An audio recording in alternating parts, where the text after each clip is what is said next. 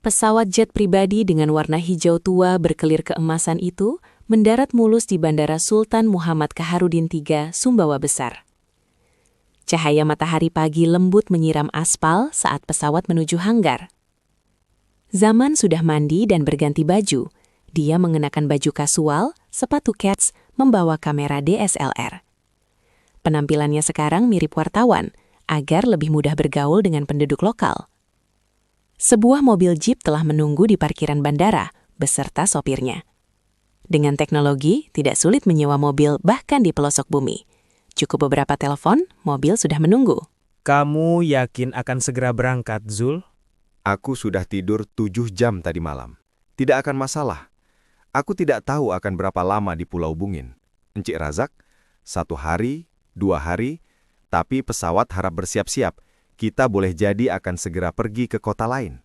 Ya, aku akan menyiapkan perjalanan berikutnya. Zaman menaiki mobil. Setengah menit, jeep melesat meninggalkan hanggar bandara. Sopir jeep yang menemani Zaman masih muda. Usianya baru 22 tahun. Namanya Lagolo.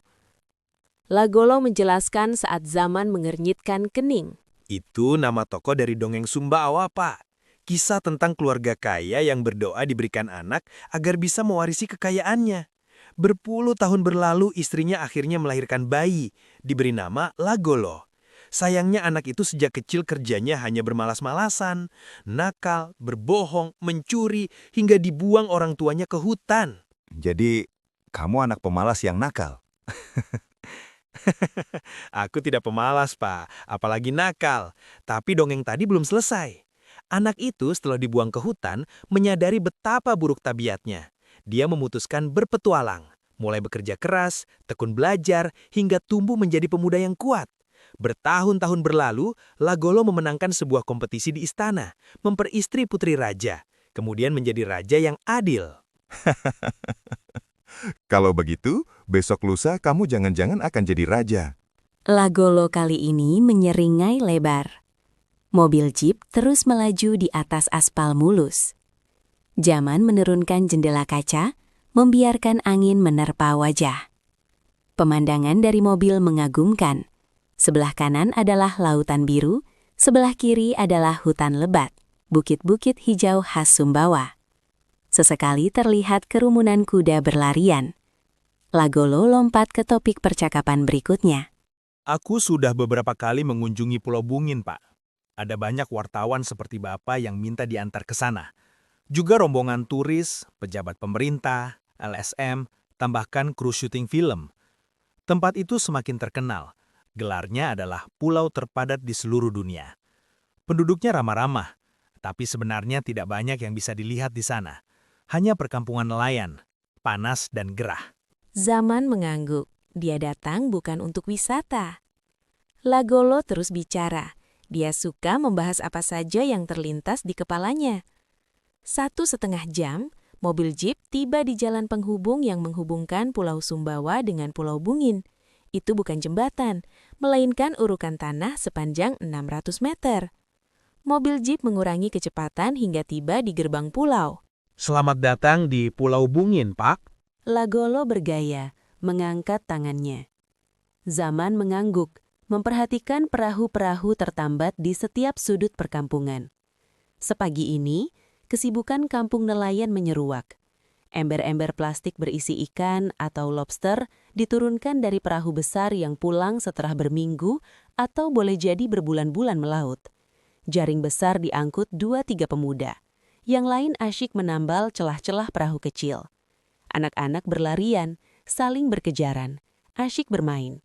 Ini hari Minggu, mereka libur sekolah. 1-2 berkerumun di dekat mobil, penasaran melihat siapa yang datang. Lagolo bertanya, setelah memarkirkan mobil jeep di dekat gerbang. Mobil tidak bisa melintas ke dalam pulau, bahkan motor dan sepeda saja susah melintas. Kita menuju kemana sekarang, Pak? Aku harus menemui orang yang bisa menceritakan tentang pulau ini tahun 1940-an, Golo. Tahun 1940? Iya, orang yang bisa mengingat setiap penghuninya di tahun itu. Tempat-tempat, bahkan dia masih ingat setiap lorong, setiap jengkal pulau ini. Baik, ikuti aku, Pak. Tanpa banyak pertanyaan lagi, Lagolo memimpin di depan. Mereka sekarang berjalan melintasi rumah-rumah panggung seperapat dengan atap seng, dinding kayu atau anyaman bambu. Hanya ada 1-2 rumah yang menggunakan batu bata, bukan rumah panggung. Kabel listrik berseliweran di atas kepala. Sesekali beberapa ekor kambing terlihat mengunyah kertas. Tidak ada rumput di pulau ini. Hewan-hewan ini tidak punya pilihan. Laut sedang surut. Timbunan karang mati yang menjadi pondasi rumah panggung yang dibangun di permukaan laut terlihat jelas.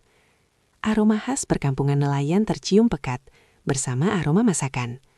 Dengan rapatnya jarak rumah, dijamin tetangga sebelah bisa tahu jenis masakan tetangganya. Tidak ada rahasia di sini.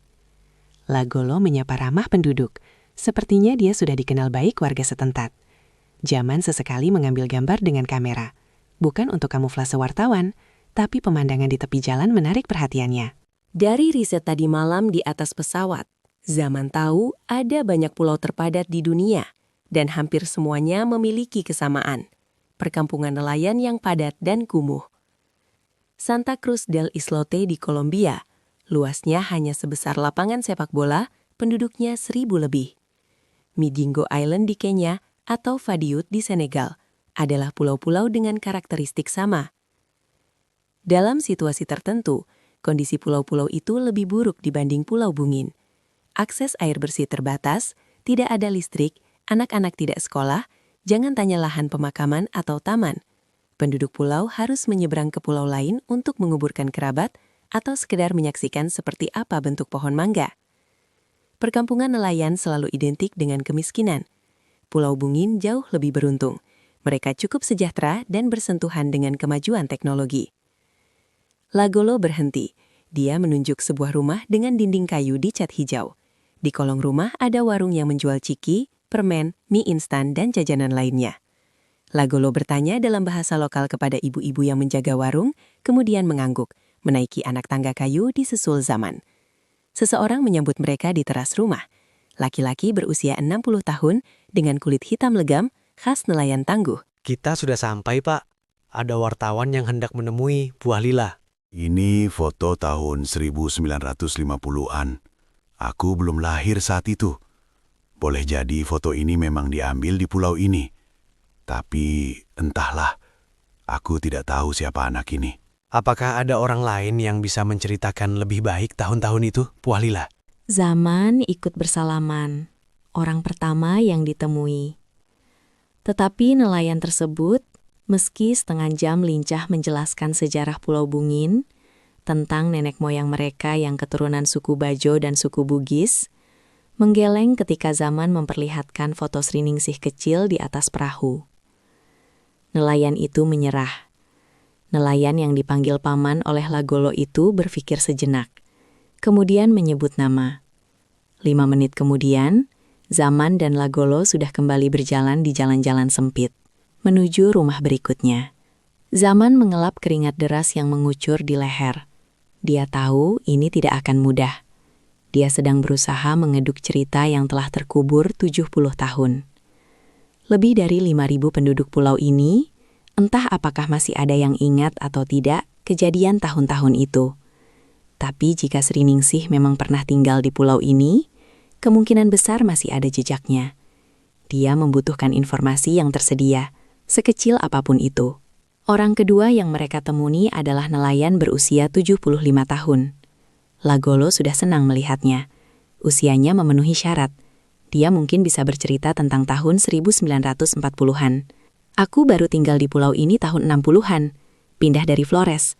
Nelayan itu menggeleng. Lagolo menghembuskan nafas kecewa. Matahari semakin tinggi. Udara terasa gerah. Pukul 2 siang, Zaman sudah 11 kali berpindah-pindah rumah.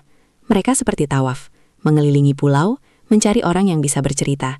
Sejauh ini tidak ada kemajuan. Beberapa nelayan tua bisa memastikan foto itu memang diambil di pulau ini, mengenali papan nama lama di belakang Sriningsih. Tapi hanya itu yang mereka tahu. Lagolo bertanya, mereka sedang istirahat sebentar di warung makan. Siapa orang di foto itu, Pak?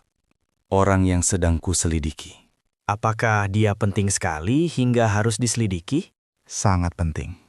Tapi tidak bisakah Bapak menyelidiki dan menulis tentang orang yang lebih muda? orang-orang yang masih hidup dan bisa ditanyai? Atau tentang kondisi terkini Pulau Bungin seperti yang dilakukan wartawan lain?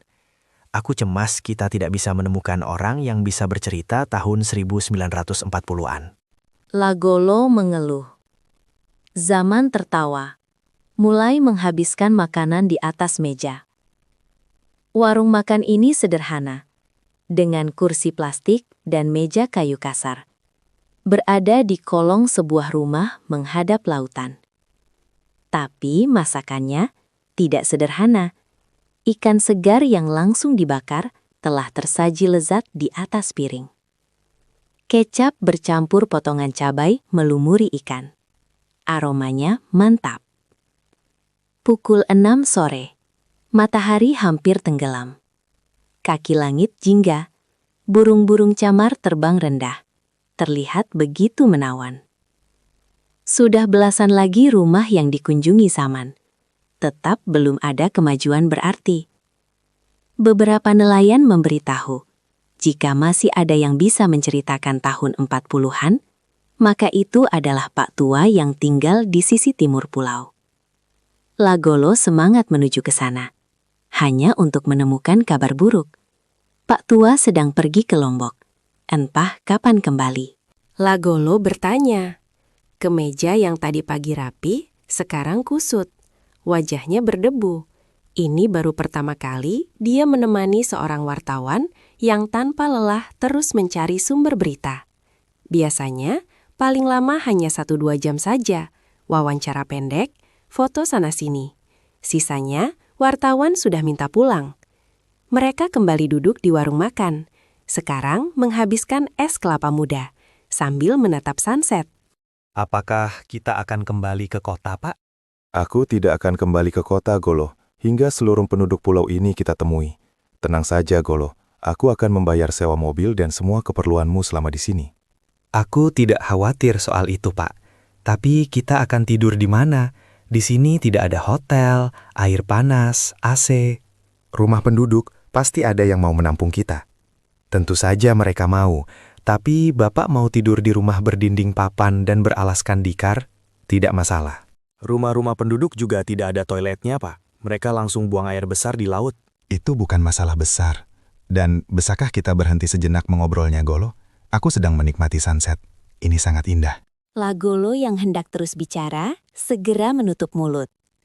Belasan lagi rumah dikunjungi. Pukul 10 malam, kasihan melihat Lagolo kelelahan, Zaman memutuskan menghentikan sementara pencarian.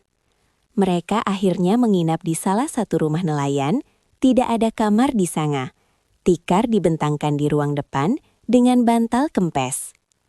Tapi meski serba terbatas, tuan rumah menerima tamunya dengan ramah maksimal, menyiapkan makan malam dan kopi hangat untuk mengusir kesiur angin malam yang terasa dingin. Lagolo langsung tertidur, mendengkur.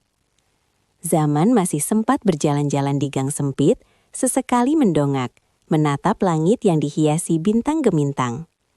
Bulan purnama bertengger gagah, awan tipis berarak tak kuasa menutupi keindahannya. Satu persatu lampu dimatikan, penduduk pulau beranjak beristirahat. Mungkin ini waktu yang baik untuk menelepon. Suasana pulau membuatnya rindu.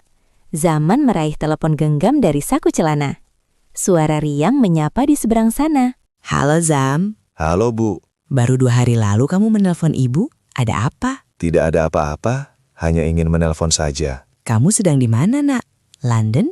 Hong Kong? Frankfurt? Aku di Indonesia, Bu. Jakarta? Kamu akan mampir pulang ke Bandung? Aku tidak bisa mampir, Bu. Ada pekerjaan. Aku di Sumbawa saat ini. Hei, apa yang dilakukan pengacara top dunia di Sumbawa? Bagaimana supermarket Ibu? Hari ini supermarket ramai, Zam. Seperti biasa. Aku minta maaf kali ini tidak bisa mampir, Bu. Tidak apa, Nak. Baru sebulan lalu kamu pulang. Ibu sekedar bertanya karena siapa tahu kamu ingin bertemu lagi dengan gadis tetangga sebelah rumah. Gadis cantik itu sudah kembali dari PTTN-nya, sebentar lagi menjadi dok. Selamat malam, Bu. Aku harus kembali bekerja. Percakapan lewat telepon itu tidak lama, hanya 15 menit. Membahas toko, kesibukan 2 hari terakhir, apapun yang terlintas di kepala kemudian ditutup. Tawarannya ibunya terdengar, tidak memperpanjang godaan, membalas salam, menutup telepon. Zaman menaiki anak tangga rumah nelayan tempat mereka menginap. Saatnya tidur, tepatnya berusaha tidur di antara suara dengkuran Lagolo yang mirip suara gergaji. Hari kedua di Pulau Bungin, tetap tidak ada kemajuan berarti. Salah satu nelayan yang duduk dalam perahu sedang mendempul bertanya. Kepalanya melongok melihat foto. Siapa namanya? Sriningsih. Itu nama orang Jawa. Tahun 40-an, pulau ini hanya dihuni suku Bajo atau Bugis. Kamu yakin foto ini diambil di sini? Nelayan itu menggeleng. Lagolo mengeluh tertahan. Bukan hanya tidak ada kemajuan, ini justru memukul padam sisa semangatnya. Lagolo yang selalu banyak bicara menjadi lebih pendiam di sisa hari kedua. Zaman menghibur sopir sekaligus guide-nya itu. Zaman tahu sekarang betapa bisa diandalkan Lagolo. Lihatlah, seharusnya yang lebih kecewa itu dirinya, bukan Lagolo. Tenang saja. Aku tidak pernah gagal saat mengantar orang-orang, Pak. Apapun tujuan mereka selalu berhasil didapat. Bahkan kalaupun aku harus mengantar mereka jauh dari Sumbawa, naik kapal berhari-hari, ke Komodo, Sangiang, dan sebagainya. Maka yang satu ini juga akan berhasil. Kita hanya perlu terus berusaha. Hari ketiga, juga sama. Tetap tidak ada penduduk yang mengenali foto itu. Sore harinya, Erik menelepon dari London. Staf firma hukum sudah memeriksa data imigrasi kerajaan Inggris. Kita punya kabar baik sekaligus kabar buruk, Zaman. Kabar baiknya, data Sriningsih berhasil ditemukan. Dia tiba di London tahun 1980. Datanya tercatat, tanggal lahirnya cocok, fotonya sama. Tapi itu sekaligus kabar buruknya. Hanya itu informasi yang ada. Tidak ada lagi data lain seperti dia lahir di mana. Sama sekali tidak ada petunjuk di sini. Bagaimana dengan risetmu di Indonesia? Sama. Aku juga punya kabar baik dan kabar buruk. Apa kabar buruknya? Kabar buruknya, stuck Erik. Aku tetap tidak beranjak dari titik yang sama.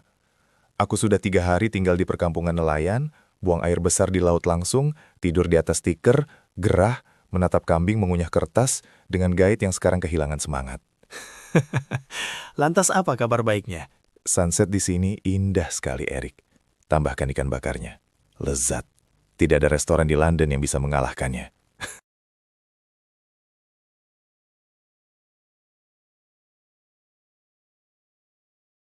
Zaman mengangguk, menutup telepon. Sore hari keempat, tidak ada lagi penduduk yang bisa ditanyai. Sempurna sudah ditemui semua. Lagolo terduduk lunglai di teras rumah nelayan. Wajahnya terlipat. Zaman menepuk bahunya. Zaman juga kecewa, tapi dia harus terus maju. Setidaknya masih ada halaman-halaman lain di buku diary Sriningsih. Jika dia tidak bisa menelusuri masa kanak-kanaknya, mungkin dia bisa mengetahui periode kehidupan berikutnya. Setidaknya besok pagi-pagi kita bisa kembali ke kota. Tugasmu selesai.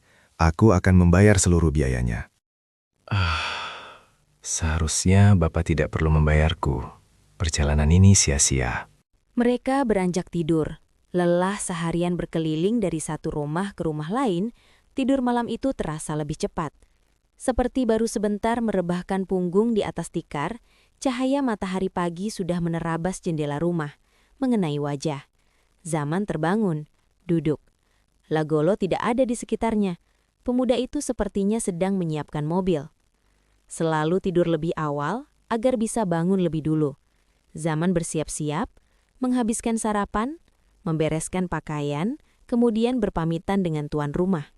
Pasangan nelayan itu menyalaminya ramah, juga 2 anaknya yang masih balita, melambaikan tangan dengan wajah menggemaskan saat dia menuruni anak tangga. Cahaya matahari pagi menyiram atap-atap seng. Aktivitas mulai menggeliat di Pulau Bungin. Zaman melewati ganggang sempit yang mulai dia hafal 5 hari terakhir. 1-2 penduduk menyapanya. Zaman mengangguk. Tidak ada Lagolo di tempat dia memarkirkan mobil. Jeep itu membisu. Belum dipanaskan mesinnya. Di mana sopirnya? Zaman menoleh ke sana kemari.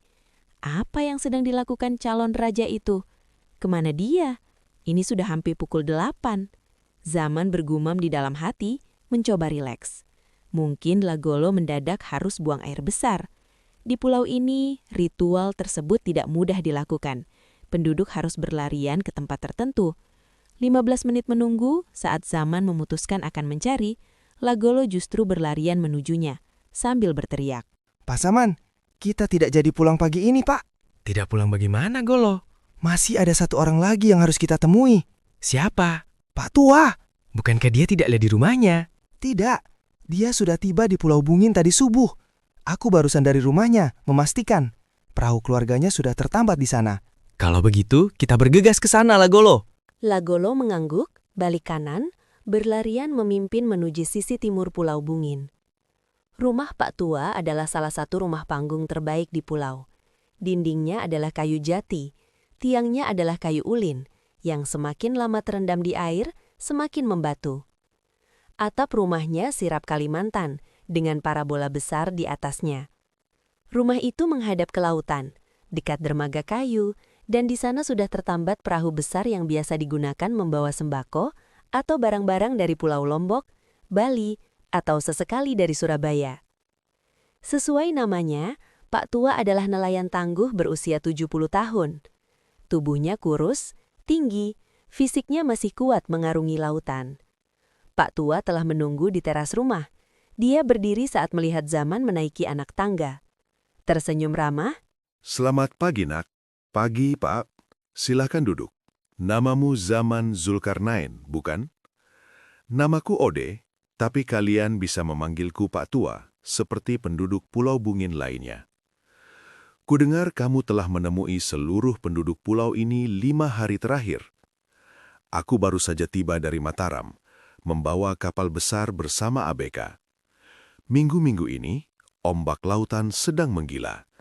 Kami terjebak di selat selama 48 jam, hingga terlambat kembali. Zaman menatapnya kagum. Mataram, Pulau Bungin, itu bukan jarak yang singkat. Dengan rambut memutih, tubuh yang tidak muda lagi, dia masih menjadi nahkoda kapal? Ini kabar baik berikutnya. Dengan fisik yang masih prima, jika Pak Tua memang mengenal Sri Ningsih, ingatannya pasti terjaga sama baiknya. Zaman mengeluarkan foto. Seperti santan, semakin tua jiwa pelautku semakin kental, Nak. Tidak ada yang bisa menghentikan pelaut sejati membawa kapal kecuali maut. Meski aku memang tidak lagi sekuat nelayan muda, setidaknya pengalamanku berharga. Apa yang bisa kubantu? Pak Tua menerimanya, menatapnya. Seketika, ekspresinya berubah. Pak Tua berkata samar, bahkan Zaman belum menyebut nama itu. Sri Ningsih. Bapak mengenalnya? Aku sangat mengenalnya. Dia adalah gadis kecil yang dikutuk.